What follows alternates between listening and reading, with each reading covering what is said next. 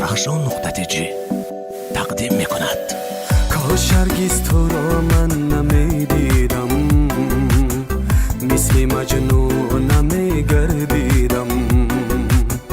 من اگر از تو وفا میدیدم، شاید از عشق نمیرنجیدم. من اگر از تو وفا میدیدم، شاید از عشق نمیرنجیدم. من ساده بر تو باور کردم، خود را افسوس خونی جیگر کردم. از روز رفتی و ترکم کردی، دلم را سوخت خاکی سر کردم.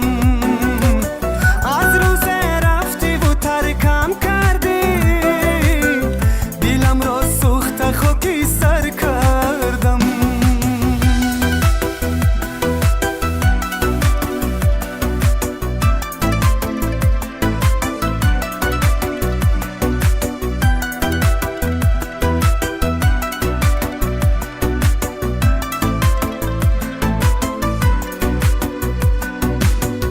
غمی تو به دل کرد خانه،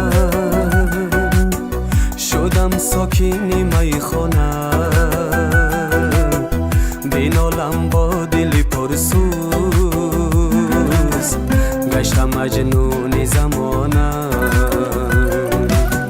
من دیگر عاشقی را بس کردم، ترکی آرزو و هم هوس کردم. منی ساده بر تو باور کردم، روزی خوبی خود را بدتر کردم. منی ساده بر تو باور کردم، روزی خوبی خود را بدتر کردم.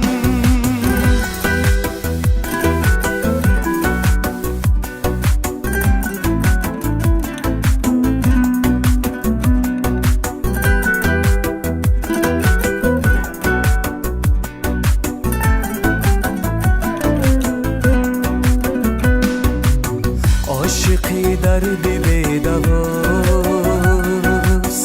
مگر عاشق شدن گناهست. قلبی خود را برای عشق فدا کردن کاری خطاست. چرا تو از من رنجیدی، یا زی